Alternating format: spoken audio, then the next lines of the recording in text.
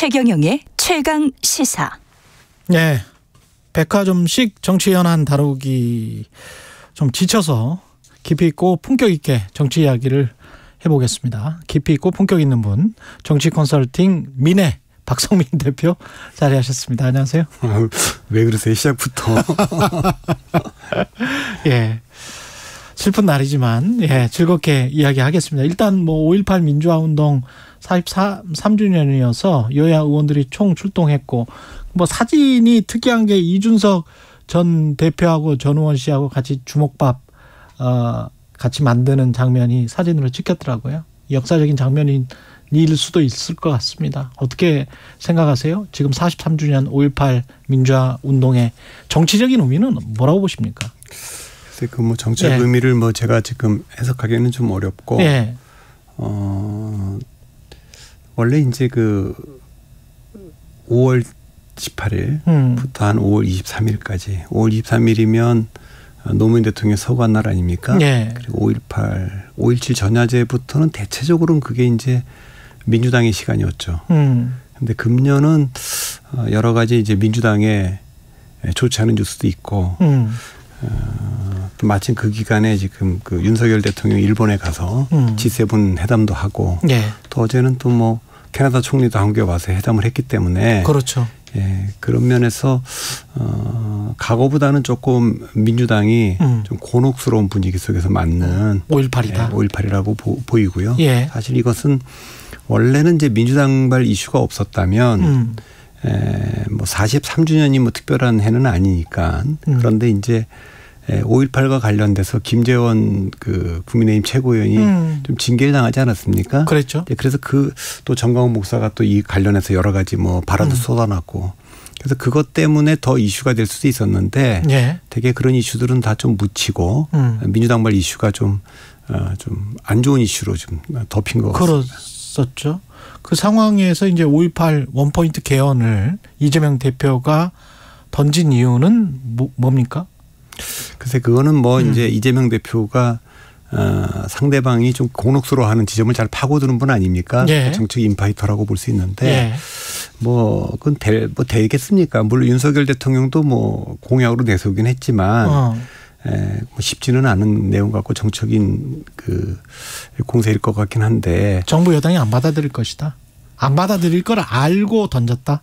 아니 뭐 받아들이든 안 받아들이든 원포인트 개헌이 지금 되겠습니까? 원포인트 개헌 자체가 그거는 잘 안 된다고 보고, 다만 이제 김재원 최고가 5.18과 관련돼서 얘기를 했다가 사과도 하고 지역에 뭐 가서 뭐 사과도 하지 않았습니까? 근데 저는 이제 정치인의 말이라고 하는 게 뭐 우리가 흔히 정치인이면 막말을 했다 뭐 이렇게도 징계도 하는데, 뭐 정치는 원래 말로 싸우는 거니까, 그렇죠. 뭐 저는 어떤 말이든 해도 된다고 봅니다. 다만 제 기준으로 해서 보면 세 가지 정도는 좀 안 해야 되는 게 아니냐, 적어도 정치인이라면. 첫 번째는 역사적 합의가 좀 끝나서 교과서에 실려 있는 것들.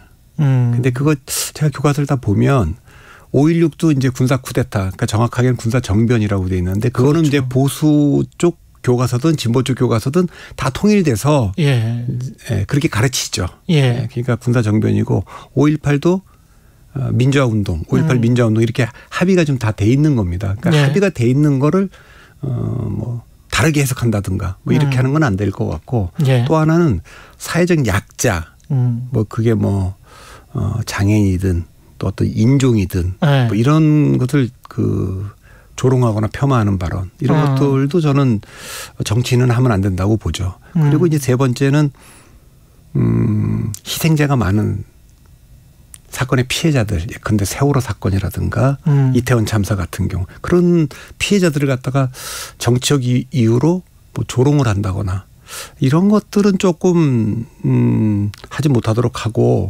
그런 얘기를 했을 때는 그건 좀 가차없이 징계를 좀 하는 게 좋다고 보고, 뭐 그런 것이 아닌 거는 뭐 정치인들은 말로 싸우는 거. 옛날에 뭐 정청래 의원이 한번 징계받을 때 2015년입니다만 주승용 최고위원을 향해서 탈당할 것도 아니면서 탈당한다고 맨날 공갈친다, 이 얘기 갖고 징계를 받은 적도 있고, 뭐 홍준표 전 그 자유한국당 대표가 위장평화란 말을 갖다 막말이라 그랬다. 뭐 이런데 저는 그런 말은 제 기준에선 적어도 할 수 있다. 할 수 있다. 얼마든지. 예. 지금 뭔가 답답하잖아요. 정치가 일단 뭐 막혀 있다 하는 생각이 들고 뭔가 진행이 되는 것 같지가 않다 또는 나아지는 게 뭐 하나도 안 보인다 이런 느낌을 갖거든요. 이유가 뭡니까? 일단 그 정치가 지금 작동 불능 상태에 빠져 있지 않습니까? 불능이다. 예. 그러니까 정치라고 하는 거는 적어도 두 가지를 해야 되는데 예. 하나는 국가의 방향을 결정을 하는 거고 또 하나는 국민 통합을 하는 건데 예. 지금 두 가지가 지금 다 완전히 올스톱이지 않습니까? 예. 그러니까 국가의 방향을 지금 정하려고 해도 예. 대통령 권력과 국회 권력이 지금 엇갈려 있는 상황에서 대통령이 내는 예산안이나 정부 법안은 야당이 다 비토하고 예. 또 야당이 통과시키는 법안은 대통령 거부권 행사하고 그 뭐 또 청문회에서 부적합 판결을 해도 대통령이 다 임명하고 이렇게 되니까 이런 비토크라시 상태가 된 지가 좀 비토크라시다. 예, 그러니까 지금 아무것도 지금 할 수 없는 거고 서로가 서로를 비토하고 있다. 그렇죠. 이제 그리고 국민 통합도 마찬가지 아닙니까? 예. 그러니까 이런 상황은 저도 좀 초현실적으로 받아들이고 있습니다. 초현실적이라고 하는 표현을 제가 처음 쓴 것은 예. 2019년 조국 사태 때인데 예. 제 상식으로는 대통령이 임명한 법무부 장관과 검찰총장이 1년 6개월 동안 뭐 징계도 하고 소송도 하고 막 이러는데 이 문제가 해결 안 되는 채로 한 뭐 1년 6개월 갔어요. 그랬었죠. 이제 그런 것이 그때도 제가 좀 초현실적으로 좀 느껴졌어요. 그래서 그런 표현을 많이 썼는데 사실 지금도 리스크 경쟁을 하고 있는 양당이 저는 뭐 야당의 대표가 이렇게 사실 여러 가지 혐의로 수사를 받고 있고 재판을 받고 있는 상황도 사실 저는 처음 보는 상황이고 그러니까 그리고 뭐 지난번에 여당의 전당대회 같으면 단일화를 상대를 향해서 적이라고 한다거나 또 대통령실이 직접 나서 갖고 예. 이런 것들이 다 과거엔 잘 안 보이던 그러니까 뭐 그래도 우리가 지켜야 되는 레드라인이라는 게 있었는데 그 레드라인들이 다 무너진 상태로 굉장히 오래 가고 있어서 좀 그런 점에서 좀 걱정이 많습니다. 그러면 그 구도가 앞으로 계속 될까요? 왜냐하면 그런 눈치도 좀 보이거든요. 적대적으로 공생하고 있는 것 아닌가. 뭐 이게 국민들은 조금 불편할 수 있으나 그 본인들은 이 상황 자체가 편안할 수도 있고 또는 권력을 지키기에도 뭐 그냥 적당히 안성맞춤인 그런 상황인 거 아닌가요?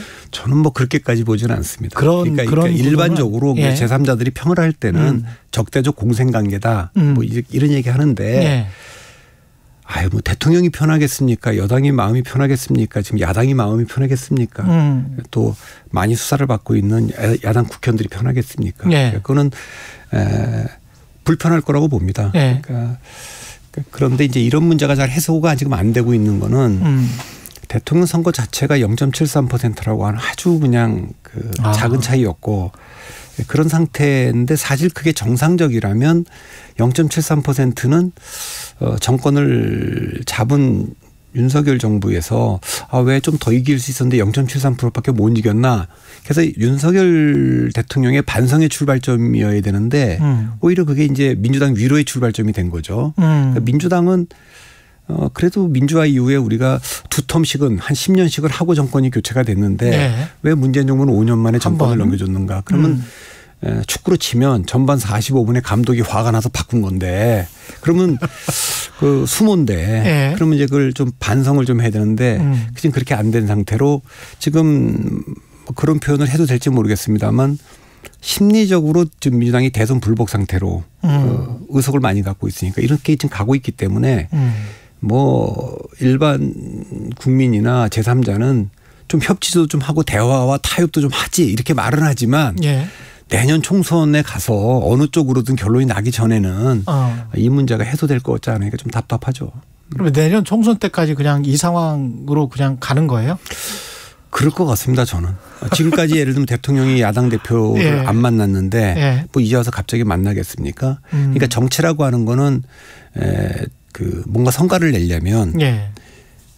둘 중에 하나입니다. 민주당처럼 180석을 해갖고 일방적으로 뭐 법안을 통과시키든지 아니면 옛날 노태우 대통령처럼 3당 합당을 해서 아니 거대 정당을 만들어갖고 또 하고 싶은 일을 하든지 그게 아니라면 주고받는 거죠.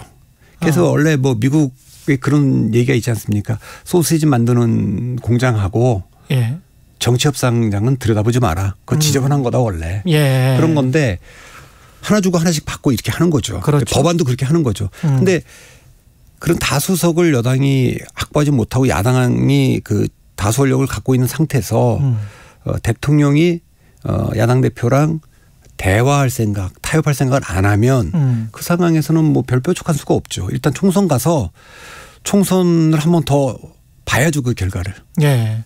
그러면 이 지금 현재 아주 불편한 균형, 평형 관계는 누구의 책임인가요? 그러니까 그건 좀 다를 것 같은데 양쪽 다 책임이죠. 그러니까 요즘 애들 말로 누구 책임이 더 큰가요?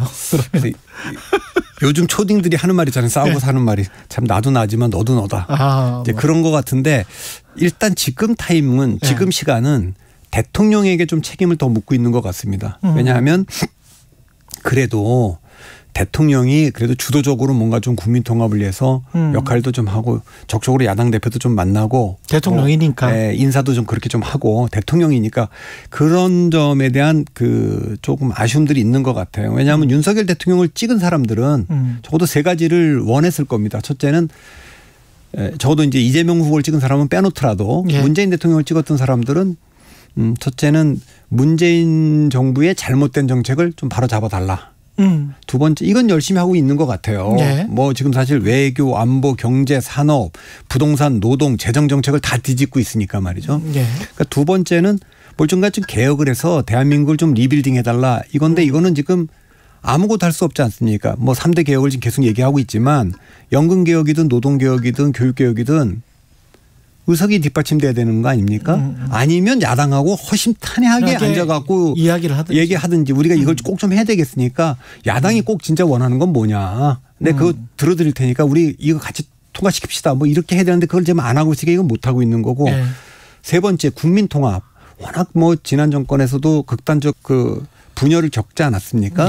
그러니까 그 국민들이 너무 피곤하니까 친구지간에도 정책 이유로 대화도 안 하고 동창들끼리도 대화도 안 하고 단톡방도 나가고 뭐 그렇게 됐다고 하니까 적어도 그런 문제를 조금 대통령이 좀 풀어주면 좋겠다. 대통령이 무슨 야당 대표하고 얘기를 하면 좋을 거 아니겠습니까? 그러니까 그 정책을 뒤집는 거는 뭐 지금 뭐 적어도 찍은 사람들 입장에서는 잘하고 있다 이렇게 평가할 것 같고 지금 뭐 그 개혁은 지금 잘 안 되는 구조로 돼 있고요. 지금 의석 때문에 국민 통합은 좀 할 수 있었는데 안 한 것 같고 왜냐하면 취임사에서부터 통합이라는 단어가 단 한마디도 없었거든요. 자유라는 얘기는 많이 있었는데 그런 점에 대한 좀 아쉬움이 좀 있으니까 지금은 대통령에게 조금 더 책임을 묻는 것 같은데 이게 이제 총선으로 임박하면 임박할수록 저는 그렇게 되면 지금 계속 그 일방적으로 법안을 통과시키고 있고 대통령이 일하는 거를 못하도록 다 비토하고 있고 그런 그 야당에 대한 심판이 더 이제 책임을 묻는 시간이 더 다가올 거라고 봅니다. 저는 민주당이 이 점을 지금 대통령이 책임을 묻는 시간이라고 해서 계속 이게 될 거라고 생각하는 거는 조금 오판일 것 같습니다. 왜 그렇게 예상을 하세요? 시간이 지나면 지날수록 국민들은 민주당의 책임론이 책임을 더 물을 것이다라고 생각하시는 그러니까 어쨌든 대통령 선거와 지방선거를 이겼을 때는 승자에게 먼저 좀 그 뭔가 승자가 뭔가 손을 먼저 내밀길 바라는 거고 지금은 아직까지는 그 시간에 들어있다고 봅니다. 총선이 한 1년쯤 남았으니까. 근데 우리가 2020년을 봐도 그때 2019년에 조국 사태가 있을 때 뭐 아주 극단적으로 하여튼 뭐 서초동과 강화문에서 갈렸는데 그래서 민주당이 위기를 맞을 거라고 생각했는데 결국 그 선거에서 총선에서 민주당이 180석을 하지 않았습니까? 그럼 민주당을 지지했다기보다는 민주당을 대안으로 생각했다기보다는 제 눈에는 미래통합당에 대한 심판이었다고 봅니다. 다른 건 몰라도 적어도 그 한교안 대표가 그 선거를 이끌었거든요. 그러고 뭐 보수 유튜버라든가 아니면 강성 지지층 정강 목사도 그때 뭐 있고 그래서 이게 탄핵을 반성 안 하는 것 같다. 그러니까 중도 보수층이 정말 안 되겠다 이거. 그래서 이제 찍어준 거죠. 그 한교안 대표가 당대표 되는 전당대회 때 보면 그 전에 이제 김병준 비대위원장이 적어도 3명은 나오면 안 된다 그랬어요. 그 김무성, 홍준표 그다음에 한교안을 겨냥한 말로 보이는데 첫째는 탄핵에 직접 책임 있는 사람. 그건 아무래도 김무성 탄핵에 찬성했던 분이니까 전 대표를 겨냥한 것 같고 선거 패배에 책임 있는 분. 그 바로 직전에 지방선거 참패에 홍준표 대표가 책임이 있으니까 예. 그 두 분 나오면 안 되고 그다음에 또 하나는 국정 운영에 실패한 분. 한교안 총리를 겨냥한 거 아니겠습니까? 그런데 결국 어떻게 됐냐면 한교안 대표가 나와서 당대표가 돼서 심지어는 뭐 제 기억으로 그때 총선 바로 앞두고 국회에 뭐 보수 유튜버들이 난입을 할 수 있도록 문도 열어준 적도 있고 막 이런 것들이 결국 이게 안 되겠다 해서 좀 최종적으로 그렇게 했는데 제가 보기엔 민주당도 대통령 선거를 아무리 0.73%밖에 안 졌지만 그 지고 지방선거도 지고 그전에 보면 사실 재보궐선거부터 쭉 3연패 아닙니까? 그랬죠. 그랬으면 어쨌든 그리고 또 5년 만에 정권 교체면 우리가 뭔가 변화와 혁신을 해야 된다. 이렇게 안 되겠구나. 이렇게 했어야 되는데 여전히 대통령 선거 때 프레임 어떻게 윤석열을 지지할 수 있느냐 이걸로만 계속 가고 있어서 과연 이게 지금 선거 때 먹힐까? 그 또 다른 변수가 될 수 있다라고 보이는 게 아까도 지적을 하셨지만 안철수 의원을 지적하신 거잖아요. 그러니까 선거 때 손을 잡아줬던 동지였는데 적으로 규정을 했다. 이준석, 나경원 하나씩 이렇게 잘려나가는 모습이고 그 소외되고 배제되는 모습이면서 이른바 친윤그룹으로 국민의힘이 뭉치고 그게 그러면은 스스로를 그 세력 자체를 약화시키는 것 아닌가. 그럼으로써 국민 통합은커녕 그 여당의 지지 세력의 통합 이것도 못하는 방식으로 총선까지 가면 그게 과연 얼마나 파괴력이 있을까 그런 생각도 좀 들거든요. 그러니까 정치라는 건 뭐 단순합니다. 지지 기반을 넓히면 이기고 좁히면 지는 겁니다. 그렇죠. 그러니까 요맘때쯤 그러니까 임기 1년 됐을 때 지지율이 굉장히 낮았던 대통령이 3분이 있습니다. 노무현, 이명박, 윤석열. 다른 분들보다 좀 낮죠. 근데 3분의 공통점이 있습니다. 자기를 대통령으로 만들어줬던 그 선거 연합을 스스로 해체한 겁니다. 그러니까 자기 앉아있는 의자 다리를 톱으로 잘라낸 거죠. 그러니까 노무현 대통령은 호남의 전폭적인 지지로 대통령이 됐는데 되자마자 대북 송금 특검을 하고 또 열린우리당 창당으로 가면서 탈호남을 했지 않습니까? 그러니까 이제 호남의 이제 그 호남의 민심이 이반하면서 지지율이 아주 폭락을 했고 이명박 대통령은 뭐 흔히들 뭐 강우병 사태 때 뭐 타격을 받았다고 알고 있지만 대통령 취임하고 불과 2달 뒤에 총선이 있었어요. 그때 이제 그 박근혜 의원이 국민도 속고 저도 속았습니다라고 하면서 여건이 균열이 생기면서 그 바깥에 나가서 친박연대도 만들어주고 막 이랬지 않습니까? 그러네요. 이러면서 지지율이 좀 떨어졌기 때문에 강우병 사태가 왔을 때 대응을 같이 못한 거죠. 윤석열 대통령도 마찬가지입니다. 지방선거 이겼을 때 53%까지 갔거든요. 그런데 그 즉시 이제 그 이준석 대표를 윤리로 보내서 내치고 100% 당원 투표를 만들고 뭐 유승민, 나경원, 안철수를 다 쳐내면서 스스로 좀 선거 연합을 해체한 거. 이제 그것이 그 지금 그 좀 뭐랄까 지금 지지율을 좀 2030 지난 우리가 냉정하게 따져보면 민주당이 그 선거를 4번 이겼지 않습니까? 2016년 총선, 17년 대선, 18년 지방선거, 2020년 총선까지. 그때 그 이긴 공식을 보면 40대 50대의 지지를 받고 있는 민주당이 2030과 동맹을 맺어서 그 편의상 제가 이걸 민주동맹이라고 부르는데 그 민주동맹이 탄탄했기 때문에 이겼는데 이게 이제 4.7 재보궐선거를 앞두고 20, 30대가 떨어져 나갔지 않습니까? 그게 뭐 여러 가지가 있겠습니다. 근데 특히 뭐 부동산 문제도 있고 그래서 오히려 4.7 재보궐선거 때 2030 세대가 국민의힘 후보를 찍었고 그래서 뭐 2020년 대선도 그렇고 2022년 또 지방선거도 그렇고 그래서 민주동맹이 깨지면서 민주당이 지금 3연패를 하고 있는 거 아닙니까? 그때 그 국민의힘이 3연승 이긴 건 뭐냐면 2030의 부분적 연대와 보수 중도 동맹 소위 안철수로 상징되는 근데 이걸 가지고 이겼는데 이번에 또 되자마자 이번에는 또 뭐 이준석 대표가 2030을 다 대표하는 것도 아니고 그렇지만 네. 어쨌든 그 일각을 좀 쳐냈고 안철수 대표가 중도를 다 대변하는 건 아니지만 그렇죠. 그래도 어쨌든 네. 안철수를 보고 지지했던 그 중도층이 떨어져 나가도록 그렇게 했기 때문에 이것은 스스로 굉장히 그 지지 기반을 좁힌 결과라고 봐야죠. 그러면 결국은 총선은 그 떨어져 나간 또는 떼낸 그 두 당 모두 그럴 수 있겠습니다. 왜냐하면 강성 지지층이 다 자리 잡고 있기 때문에 그 강성 지지층의 연성 지지층이라고 할 수 있는 중도층을 얼마나 많이 포섭하는가에 따라서 달려 있는 겁니까? 그러니까 이제 민주당이 승리하려면 그 4연석 승리할 때 있었던 그 민주동맹을 복원시켜야 되는 겁니다. 복원시켜야 되는 것이고. 그러니까 40대 50대에다가 2030 세대가 지지를 끌어들여야 되는 겁니다. 예. 반대로 이제 그 국민의힘은 중도 보수 동맹을 다시 살려내야 되고 예. 복원해야 되고 거기다 2030 세대의 지지를 어느 정도 적어도 민주당한테 밀리지 않을 정도까지는 해야 되는 거죠. 그런데 이 리스크를 보면 할까요? 두 당이? 국민의힘이나 민주당이? 그거는 전 잘 모르겠어요. 그래서 제가 지금 대한민국은 세 부류의 사람이 있습니다. 그래요? 아니 이런 상태인데 어떻게 아직도 이재명 대표와 민주당을 지지하는 사람이 저렇게 많냐. 여기에 경악하는 사람들. 이것도 한 30% 넘게 있어요. 또 두 번째는 아니 지금 윤석열 대통령 하는 걸 이렇게 보면서 어떻게 윤석열 대통령과 국민의힘을 지지하는 사람이 이렇게 많느냐에 분노하는 사람들. 이분들도 한 30% 이상이 있습니다. 30대 30. 그리고는 아니 어떻게 양 세력이 아직도 저렇게 많이 남아있는 거에 있느냐고 절망하는 사람들.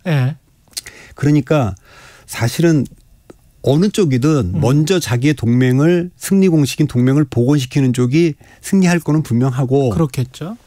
둘 다 안 한다면. 둘 다 안 한다면. 그게 가장 현실적입니까? 근데? 제3당의 가능성도 좀 있다고 봅니다. 그래서 제가 2020년처럼 양당이 똘똘 뭉쳐서 1대1로 대결할 가능성을 저는 한 20% 보고요. 2016년처럼 가운데 국민의당 같은 제3당이 있어서 3자 대결 될 가능성이 한 40%좀 되고 96년 1996년처럼 여권 야권이 다 분열해서 4당 체제로 치러질 가능성도 저는 한 40%좀 있다고 봅니다.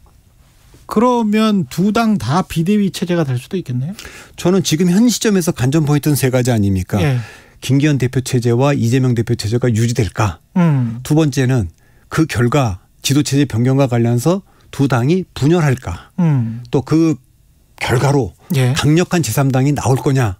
이거 아닙니까? 그런데 그렇죠. 저는 뭐 제가 함부로 얘기할 건 아닙니다만 김기현 대표 체제는 전 이재명 대표 체제에 좀 연동되어 있는 듯이 보이고 그리고 이재명 대표 체제는 이 법원의 리스크 뭐 본인의 사법 리스크든 다른 의혹에서 이거와 연동되어 있는 듯이 보여서 두 지도 체제가 둘 다 무너질 가능성이 저는 50%에서 단 1%라도 더 많아 보인다. 저는 꽤 봅니다. 그래요. 이때 키맨은 윤석열, 이재명, 김기현을 제외하면 다른 키맨들이 있습니까? 제3당과나 4당과 관련된? 뭐 저는 그렇게는 보이지는 않습니다. 그렇지는 않아요? 지금은 누가 주도해서 할 만한 인물이 떠오르지는 않아요. 지금은 구심력의 문제가 아니라 원심력의 문제이기 때문에 그래서 그렇군요.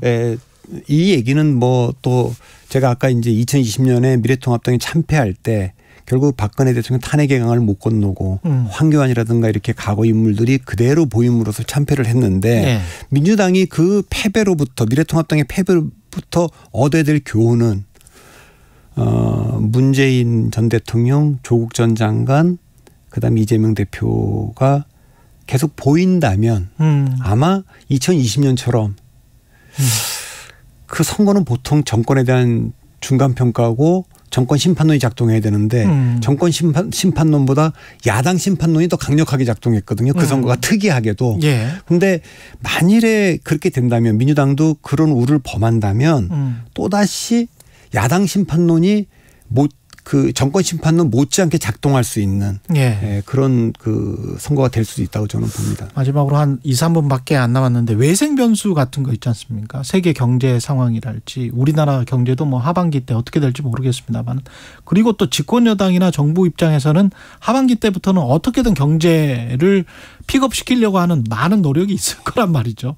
뭐 어떻게 해서든지 간에 정부 재정을 어떻게든 그런 어떤 외생 변수가 어떤 선거의 구도를 바꿀 수 있는 그런 상황입니까? 그러니까 그런 점은 민주당이 좀 불리한 겁니다. 그런 거는 대통령 어젠다가 그냥 있는 게 아니고 지금 민주당은 정체성과 리더십과 지지 기반의 3대 위기를 동시에 겪고 있거든요. 그러니까 정체성의 위기란 건 뭐냐면 적어도 민주당의 노선이라는 건 김대중 대통령과 노무현 대통령이 이끌 때는 김대중 대통령이 정리한 거지만 우리 민주당은 민주주의를 위해 싸우는 정당이다. 한반도 평화를 위해서 싸우는 정당이다. 서민 경제를 위해서 싸우는 정당이라는 게 뚜렷했어요. 왜 그러냐면 탈냉전 이후 세계화 시대였기 때문에 그 세계화 시대에 보수가 내건 경제 슬로건은 뭐냐면 야 이거 오랜만에 기회가 왔다. FTA 같은 거 적극적으로 하자. 그래서 더 큰 대한민국을 내걸었거든요. 더 큰 대한민국을 내걸 때 진보는 민주당을 포함한 진보는 세계화의 그림자인 양극화 때문에 더 따뜻한 대한민국을 걸었잖아요. 그게 먹혔다고요 복지가. 그런데 지금은 미중 패권 전쟁 중이니까 이게 어려워졌단 말이에요. 민주당이 이걸 생각을 잘해야 돼요. 두 번째는 김대중 노무현 문재인은 평화가 경제라는 외교안보 정책을 내세웠어요. 우리가 북한하고 평화협정을 맺으면 중국 러시아하고 북한하고 기회가 많다. 그게 평화가 경제다. 그랬는데 보수는 뭐라 그러냐면 경제가 평화다. 그런데 지금 러시아가 우크라이나에 쳐들어가고 중국이 북한에 대한 대만 위협을 군사적으로 하고 북핵 위협이 있으니까 경제가 평화고 기술이 평화고 동맹이 평화라는 담론이 더 먹힌단 말이에요. 그러니까 민주당이 고민해야 될 거는 이런 그 새로운 노선을 설정을 해야 되는데 지금 그거를 반성을 하고 했어야 되는데 그 방향 설정이 안 됐고 하나는 뭐 짧게 말씀드린다면 최근에 있는 도덕적 기준인데 대통령을 탄핵하고 두 전직 대통령을 감옥에 보내고 이후에 집권한 정당인데 도덕 기준이 너무 낮아요 지금. 그렇죠. 근데 높은 데 있건 중간에 있건 낮은 데 있는 건 상관없어요. 똑같이만 적용할 수 있다면. 근데 우리는 너무 관대하게 하고 상대방한테 가혹하게 하면 안 되잖아요. 그렇죠. 그게 좀 문제라고 봅니다. 박성민 정치 컨설팅 민 대표와 함께했습니다.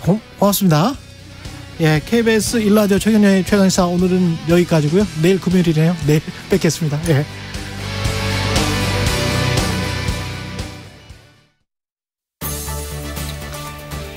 계절